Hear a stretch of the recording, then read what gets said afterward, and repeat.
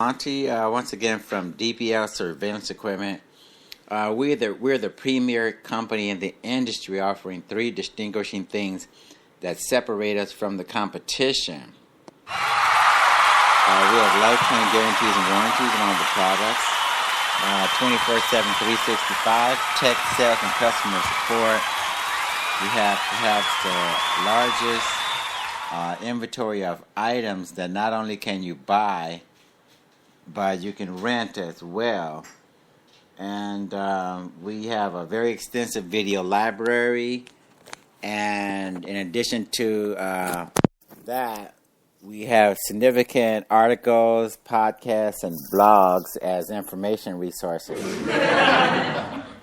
So when you contact us or go onto the website, not only can you buy, rent, or lay away state-of-the-art surveillance and security equipment, the same type of equipment made available to the government agencies of the world like NASA, Department of Homeland Security, law enforcement agencies, universities, etc., celebrities, you name it. But you can also get access to that same state-of-the-art equipment if you're just a regular retail customer and you just have a certain situation, like a temporary situation where you need to find out what the babysitter is doing, track where the kids are going, find out whether or not someone's littering your property, or loitering on the premises if you have a small business. So we cater to individuals, companies, corporations, government agencies, pretty much across the spectrum.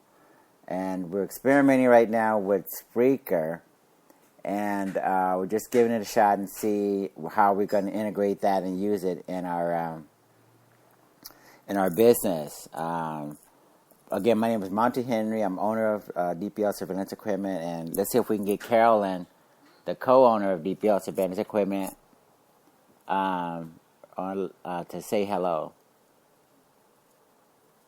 It'll just take a moment while she gets ready.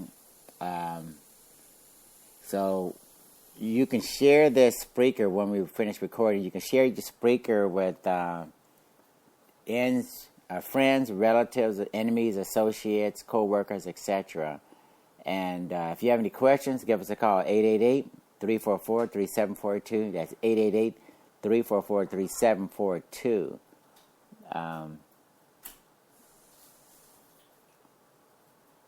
Let's see. Here comes Carolyn. She's going to say hi to you guys as well. Hi, thanks for viewing. Hi, thank you for viewing. This is Carolyn with DPL Surveillance. Audio only. Audio only. Carolyn from DPL Surveillance Equipment. Thank you for viewing. Please go to our website and check out our items. I think she means thank you for listening, because Spreaker is audio only. So yeah, we'll post this on all the social media networking sites for you people who don't have time to watch video. You can just play back the recordings at your convenience when you're working out, walking, hiking, riding the subway, trains, etc., etc. Some of the topics that we're going to cover today have to do with cybersecurity. This particular session is called, this is episode 2, Cybersecurity Newsflash is what we're going to call it. So get used to the term Cybersecurity Newsflash. Look that up in Spreaker directory. This is episode 2, talking about iPhone bugs allows for government spying. Again, iPhone bug allows for government spying. What that implies is there's a particular company that actually out of Israel, they exploited the bug associated with the compromised iPhones, where the United States government was actually able to go in there and get information on that particular iPhone. Particularly, I think in the San Bernardino case, that was the prevailing case where there was a particular company called NSO, that's Nancy Scott Oscar, NSO Group Technologies Limited. They primarily sell to government agencies and I think they were out of Israel. Okay, so NSO actually compromised Apple's phones after getting paid at least $1 million, and basically it takes the NSO Group software takes advantage of 3 previously unknown flaws in the iOS to install itself on the iPhone. It then transforms the phone into a surveillance device, tracking its movements, logging messages, and downloading personal data. Okay, so this, but unbeknownst to a lot of people, though, NSO was actually working with a number of other government agencies all over the world. And it took some other researchers, such as Citizens Lab, a group that investigates surveillance technology, and then at another company called a mobile security firm called Lookout, said they discovered the software created by NSO in a link sent earlier this month to the phone of one Ahmed Mansour. He was a human rights activist in the United Arab Emirates. Mr. Mansour was the target of this particular software. He was only a human rights activist, so he felt like he shouldn't have been targeted by this particular type of software for the phone that he was using. But this report does shed light on the capability of private security companies to produce sophisticated software for state-sponsored spying. So this is one of the major areas of concern where we have state-sponsored spying going on, and we have vulnerable smartphones, and government agencies of the world, particularly the United States, is not sharing that information, not disclosing vulnerabilities, so that companies such as Apple, Cisco, etc., Microsoft, whoever, can fix these vulnerabilities so that their customers won't have products that are not protecting the customer's privacy. And this also indicated that Apple's phone was not as impregnable as we thought it was. So that was a particular situation where we definitely had a vulnerability, should have been disclosed, but it wasn't. And the United States government, for instance, was taking advantage of the vulnerability. So that it was viewed as a major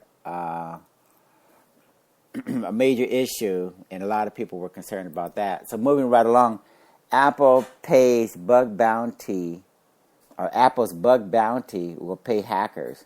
Again, Apple's bug bounty will pay hackers. This simply refers to the idea that Apple was finally starting to take a look at compensating researchers or hackers for hacking into their hardware and their software operating systems to try and find vulnerabilities, which could ultimately lead to ways to fix and patch and improve Apple's products. So that's a big bit of news right there, where Apple is finally starting to take a look at paying hackers. And then another headline, which you guys may be interested in, is hackers create fake mobile banking apps. Okay? So what's going on here is a lot of times you get an SMS text message indicating that your account has been compromised, or your profile needs to be updated, or there's some change to a privacy policy, etc., etc. So you click on a link in a text message.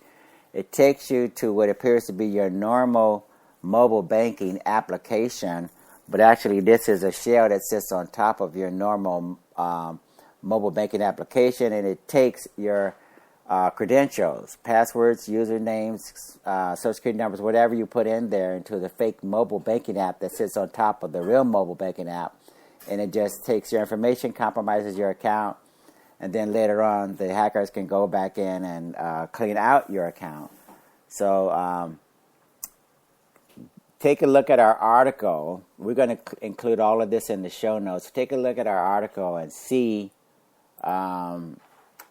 what we do, what we recommend as far as how to get around this particular situation. This is malicious software code which you get by clicking on links in your text message and going to what appears to be a normal site. So make sure that, first of all, you have an understanding with your bank that they won't correspond with you in this manner in terms of getting you to click on links and text messages. So moving right along, we have the College Cyber Defense Champions. College Cyber Defense Champions, UCF. That stands for University of Central Florida. We have one Heather Lawrence and a individual by the name of Alex Davis. They were the three-time champions for the third time in a row out of 3 years. This is the third time that they got a chance to win that championship. Okay, 180 students. This is a 180 student club, and they've taken 3 consecutive championships in the country's largest cyber defense competition of its kind. Okay, so that's a very important thing for these young people to excel to those lofty levels of reaching, being able to claim the three-peat for leading the cyber defense out of UCF, University of Central Florida. These are college students, and now they will be very much in demand, no doubt, for winning that championship. They'll probably get a chance to get hired on at some of the more premier companies, probably out of Silicon Valley or whatever, including Apple, Microsoft, maybe IBM, who knows, Amazon, who knows. When you're that good, you could pretty much work for whoever you want to work for. Okay, so that's the Cyber Defense Champions, College Cyber Defense Champions, and just look up that information or listen to it on SoundCloud if you want. We'll put a link to that in the show notes as well. Also in this episode, we're going to talk about a little bit about the hacker community's reticence to adapt to politics and infiltrating the traditionally hardcore DEF CON hacker conference. And that simply makes a reference to the idea that the founder of DEF CON, one of the founders, was actually assisting the Hillary Clinton campaign because coincidentally the Hillary Clinton's campaign was going on at the same time as the DEF CON conference, and the founder got a chance to help and raise funds and bring awareness to what's going on in the hacker community as compared to with politicians in Washington, D.C., in terms of what they could do to bring attention to the idea of what's going on and what we could do to further get a handle on all of these cyber attacks and threats that was going on. So this was August 1st. And again, this was a Black Hat or a DEF CON conference. Both of them were going on. And Hillary Clinton's campaign had a fundraiser there. And actually, the founder of Black Hat and DEF CON, Jeff Moss, is the founder. His name is Jeff Moss, M-O-S-S, the founder of Black Hat and DEF CON security conferences. They were featured speakers, and including to Jake Braun. He's a former security consultant for the Department of Homeland Security, and Michael Solmeyer, the coordinator of the Clinton Campaign Security Working Group. They were also there, and tickets ran from $100 to $2,700. So we're going to conclude this particular session, and we're going to put show notes, and we appreciate when you guys join us in these sessions and look forward to having additional sessions with you. Okay, you guys have fun.